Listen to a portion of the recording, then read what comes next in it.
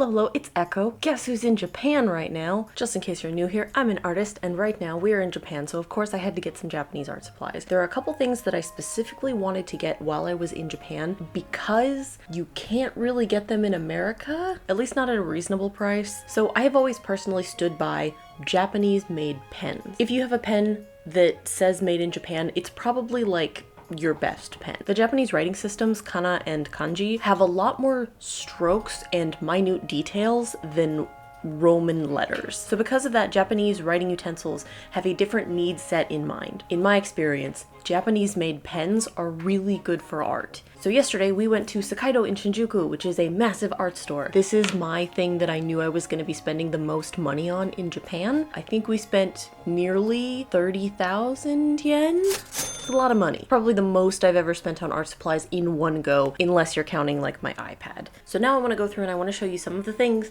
that I literally flew to the other side of the planet just to get. This bag is so heavy. And the main reason that it's so heavy is these. We got 3 different art books. Technically 4 because we found another one in a different bookstore. I know you might be thinking, but Echo, aren't they in Japanese? Why did you get art books in Japanese? How can you learn things from them? These art books are special because they are just pose references. So it's all just a very useful reference for drawing. This one is like 800 lazy day references of both men and women in various useful poses for drawing. They have so many different angles. Oh, I'm getting distracted. I already see some that I want to draw. This is a very useful pose reference book. It was 2,500 yen. And then we also saw this one. It's a couples pose reference book. So it just has useful couple poses. But one of the things that I really like about this, the first 2 sections of the book are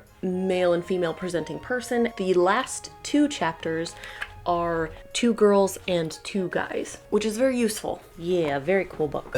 That one was 1,800 yen. And then the last one that we got is something that Joe saw, and this is more so useful, I think, for inspiration. Oh, this is so nice. Look, it's got an entire section of just backpacks, different types of earrings, hair clips. So this entire catalog is just a bunch of outfit elements so that you can build your own really cute clothes. Luckily, these are very visual books, so they are useful even if you don't read Japanese. It's very useful for us. This one was 2,000 yen.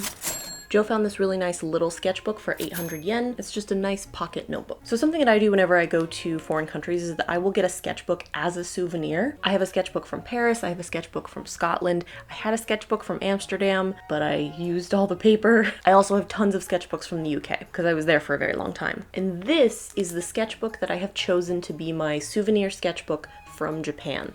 This was 1,300 yen.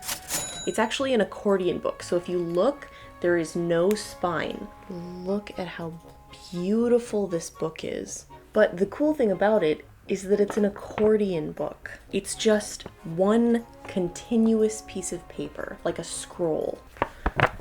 Very cool. The pattern on the front is beautiful. The back is a beautiful, vivid red. I love this book. It's amazing. I don't know if I'll ever draw in it or if I will just keep it as a beautiful souvenir from my time in Japan.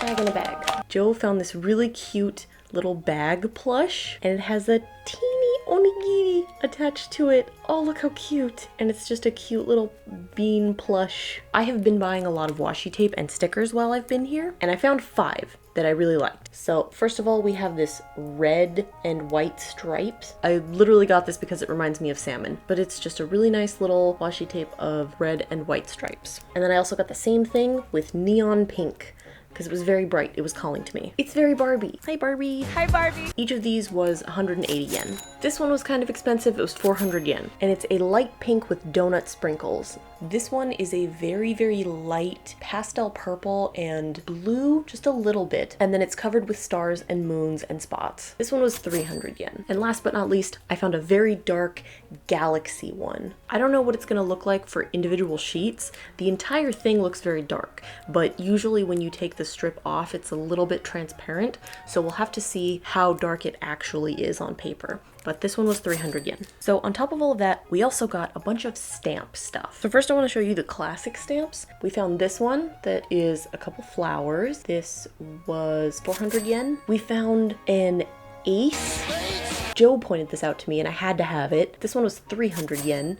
They had a whole set with like the star and diamonds. I considered getting the other ones, but this is the one that I think I care the most about. Joe found this cute little bow for 200 yen. This makes me feel like we should have gotten a yellow stamp pad. This is the other side. And then last but not least, we have this little, I think it looks like a loading bar, but it's actually for like stamping so that you have a place to write in. You could stamp this one after the other to make like a to-do list. And this one was 500 yen. We also found these fun little self-inking stamps. They were 130 yen each. We have a box, a tooth, a sakura flower, a pokeball, and a star. The ink for these is the color of the cartridge. And then another little thing that I splurged on, this was 500 yen. It's a cinema roll stamp. I really like cinema roll. And also, Cinnamon's not a bunny. Cinema roll is a dog. No! No! I also got an alphabet set. I was considering getting a Japanese alphabet set, but it was much bigger and much more expensive. So when I was choosing which alphabet to get, they had 3 different kinds. They had uppercase sans serif, lowercase serif, and uppercase serif. And I think that, at least for like a English speaking person, sans serif capital is the most common and clear. And then of course stamps are generally useless unless you have ink. We got a basic black. This one is like a traditional stamp pad. This was 600 yen. These ones were a little bit more expensive. These were 700 yen. And of course I got a red and black because I am me, 715 yen. So this one I think was closer to like 300 and it's just a bright red, but I believe this is a paint stamp because this is more of like a sponge soaked in some kind of ink. Japan also has lots of whiteout, but not the kind of whiteout that we have in America that's like a little bottle of paint that you like use a little nail polish brush to like brush over your mistakes. Instead, Japan has these whiteout strips. You've probably also seen them in America. They're really nice. You just kind of like roll them over your mistakes and then it's just like a nice clean flat sheet of whiteout. But did you know that they also sell that whiteout type stuff with patterns on them? It's almost like a roll-on washi tape. I've never seen anything like this, and so I immediately got 3 of them. Each of these were 300 yen. So this little green one is a bunch of bento boxes. This one is a row of trees. And this one is a row of coffee because I'm a millennial, so that's part of my personality. Now, as I mentioned, I've also been collecting a lot of stickers while I'm here. Also, I will be showing you the other art supplies that I got, not at art stores, but just at Daiso and other places around Japan. But first, the stickers. I got 3 sticker sheets because sticker sheets at art stores are a little bit more expensive than they are at like Daiso. So I did limit myself a little bit to the more specialized ones that I thought I wouldn't be able to find at other places. So because we're here in fall, I went ahead and I got a sheet with mushrooms and leaves and squirrels, very seasonal things. There's a bunch of grapes because grapes are a fall season thing here. Grapes are a symbol of autumn in Japan. And then I also got 2 sheets with a bunch of different food stuff. So each of these were 250 yen, and this other fall one was 300 yen. These ones have gold foil, so they're a little bit more expensive, and it also only comes with 1 sheet, whereas the ingredient ones come with 2. Now I want to show you some really cool Japanese erasers. So these ones are just gifts. So we got a couple of these. This is a little bag of 3 erasers, but they look like bread. So it's a little bag of bread, but it's actually just 3 erasers, and it says local white bread. It's so cute. Japanese does cute things so well.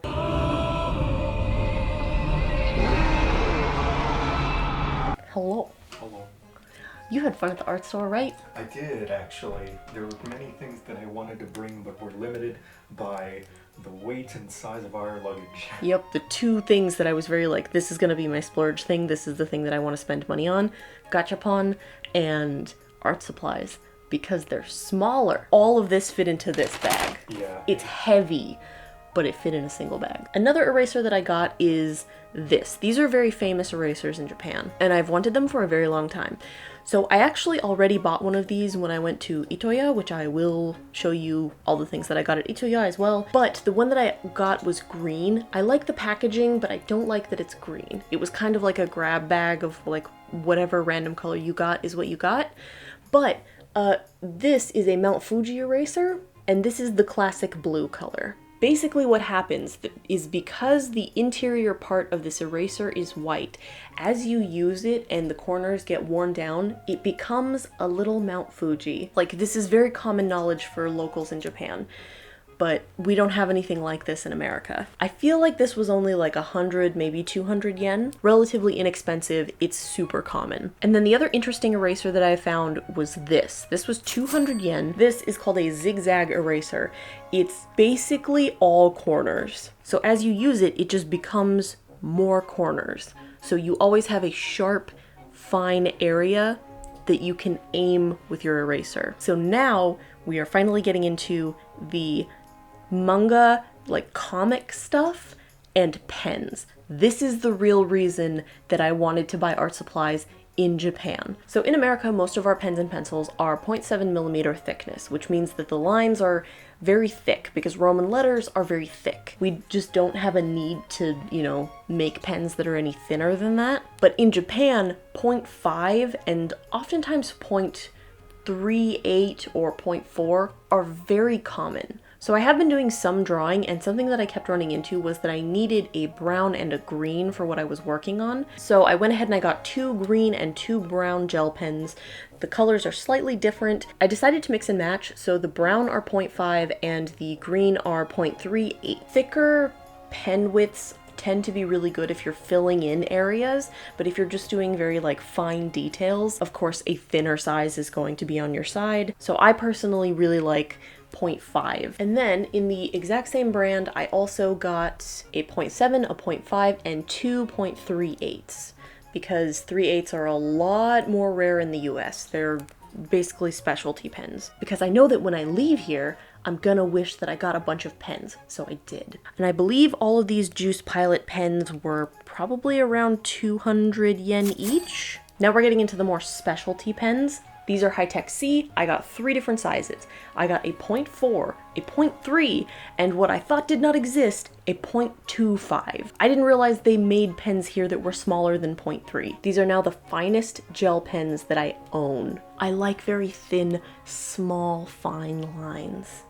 It just looks so much more precise and detailed. Also, it's easier to like build up a thin line than it is to just try and have one thick line. At least that's how I like to draw. But then we went to the comic section and I found something that I didn't think existed. So I found the 0.3 and I was like, that's great. Look at that.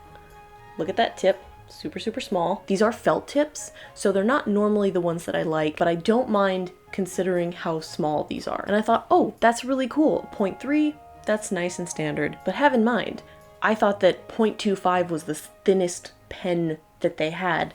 And then I saw this. This is 0.1. This pen is so freaking small. It's called a needlepoint. This was in their comic section. I was kind of blown away.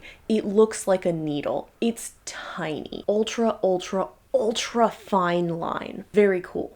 But then I found this. This is the smallest, thinnest line pen I have ever seen in my entire life.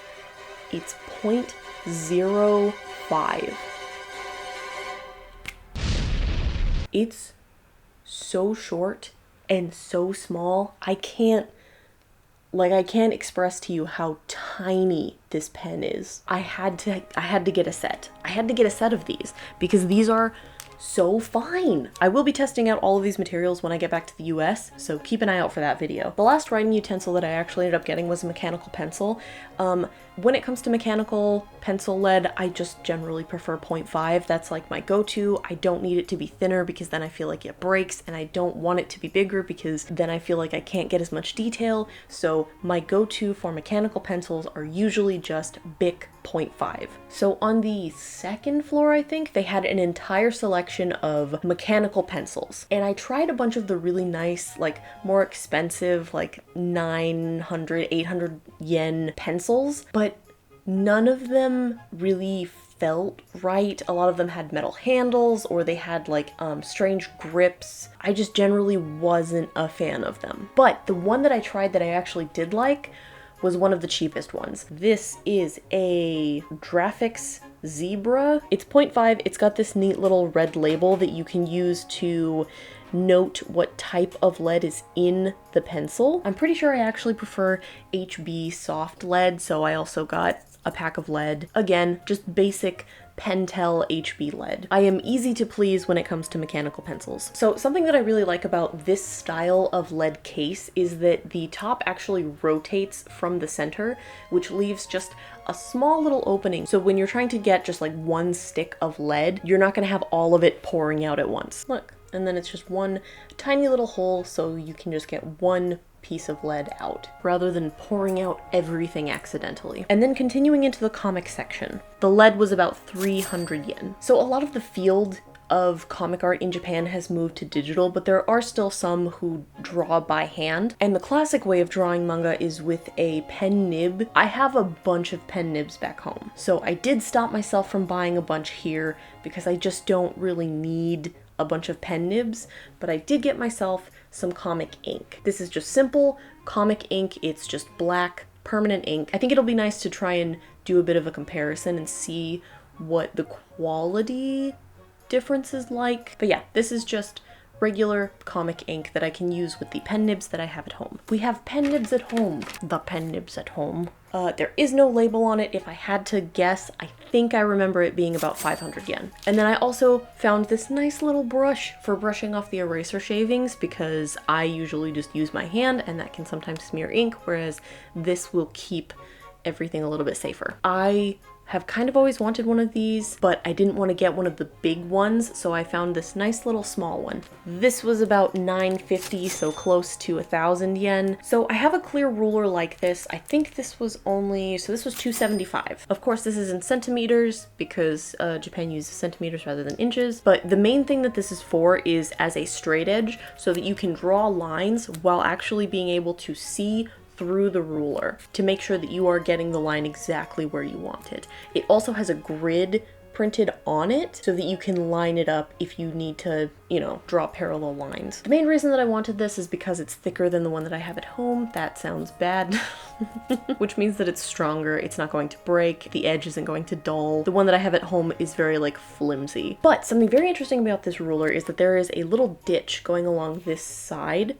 So you can buy these tools here, which is basically just a stick with a ball on the end. And what you're supposed to do is if you're trying to draw a straight line and you, for some reason, one reason or another, you can't draw along the edge, you can hold your pen. So basically what you do is you take that ball on a stick and your pen and you hold them like chopsticks, and then you hold the ruler down against the surface. Then you put the ball in that groove and you use that to hold your pen straight. I don't know if I'm describing this correctly, but I hope that makes sense. It's a way to guide your hand so that you can draw a straight line without needing an actual straight edge. Very clever innovation. So I have this very strange core memory of watching YouTube, specifically J-vloggers in like 2008, 2009. And I remember following this one woman who had come to Japan to learn how to make comics, to be a comic artist in Japan. And there was a video where she realized Japanese comic artists don't just draw perfect circles for their speech bubbles.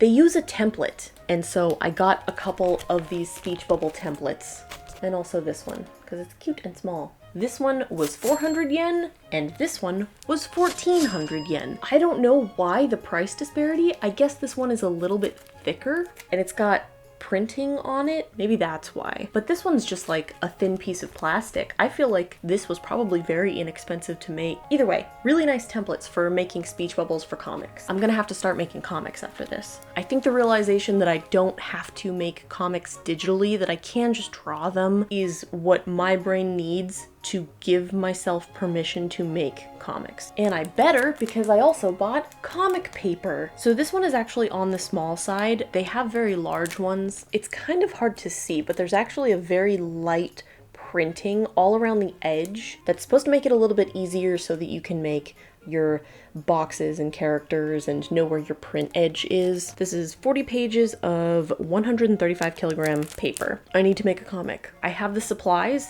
I have the ability, I have the time. I just need to do it. So maybe that'll be one of my goals for when I get home, is to make a comic.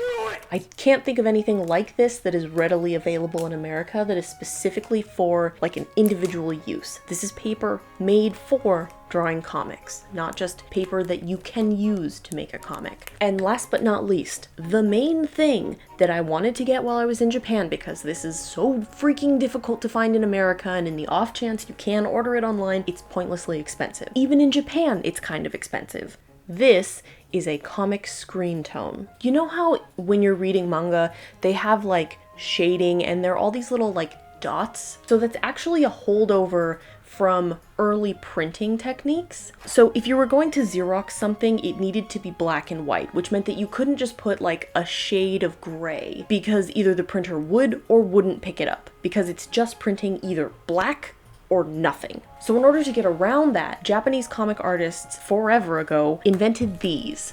It's basically just a bunch of tiny little black dots, but because they're so small, it just looks gray. And it photocopies really, really well, because you're not printing gray, you're printing a bunch of little black dots, which made comics like mass producible. This is like no longer a limitation that we have, but it's kind of like ingrained, because I think it still does make printing easier, because you can just print solidly in black and white and you know exactly what you're getting. So basically what these are is that it's a sticker sheet. It's just a really big sticker sheet. So basically what you do is you place it over your drawing and then you cut it out, and then you remove the back sticking sheet and then rub it on. I really don't want these to go out of fashion.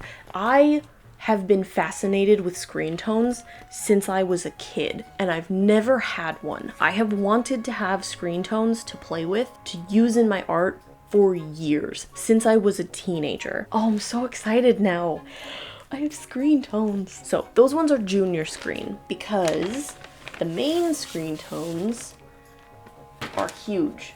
They're very big. This one has like a fun sparkly star pattern, and this one is more of like a fabric texture. I recognize that this is very hard to see on camera, just trust me. So the other thing is that relative to other art supplies, especially like digital, these are kind of expensive. I believe these were either 500 or 400 yen per sheet, and these were, I think, 600 or 700 yen. Now imagine you're doing a 200-page comic, you're gonna need a lot of these. So it can get very expensive very quickly. Part of me is worried that as comics transition more and more to digital, that eventually these are going to go out of fashion entirely and they will become like a specialist thing that are even more difficult to find. Newer methods are just objectively better. Can you imagine if you had to pay $5 every time you wanted to put a texture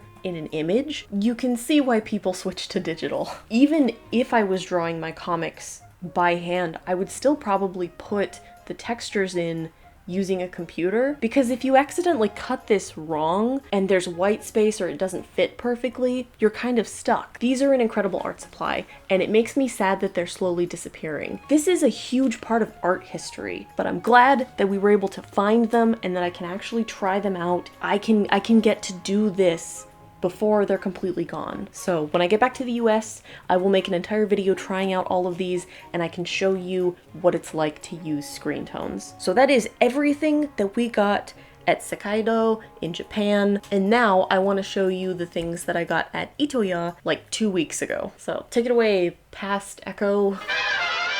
So the sun sets at 5 p.m. here, so I'm trying to be a little bit quiet because it is in the afternoon on a Friday. But yesterday I went to a store that I wanted to go to for a really, really long time. Itoya! So Itoya is a huge stationery store. They have art supplies and pens and paper and lots of really, really cool stuff. So I had a girl day and I went around the city all by myself. This city is safe enough to do. I love that. And I got some fun things at Itoya, and I want to just show you really quick what I got, specifically because Joe hasn't seen what I got yet. So first of all, I got some stickers. I got 2 different kinds of stickers for our journals. I got food ones, so that so there's like sushi, cheeseburger. But yeah, I got some food stickers so that we can put them in our stamp books. And then I also got some fall stickers because it's fall time. I had no idea that Japan celebrated autumn as opposed to celebrating Halloween. So they don't really have that much of a like Halloween celebration as we do in America, but they do have like a lot of like fall specific things, like chestnuts. I didn't realize that chestnuts would be such a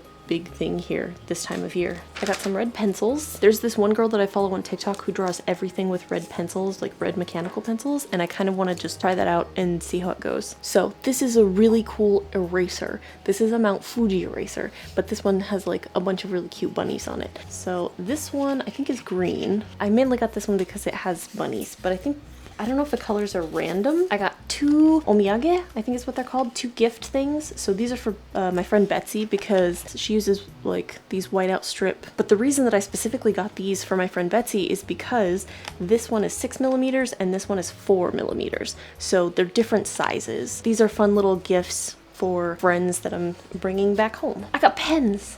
This was the main reason that I decided to go to Itoya all by myself. The black one is just because I like black pens and this was good quality ink. And I got 2 different shades of yellow specifically so that I can color in your little bow in my book.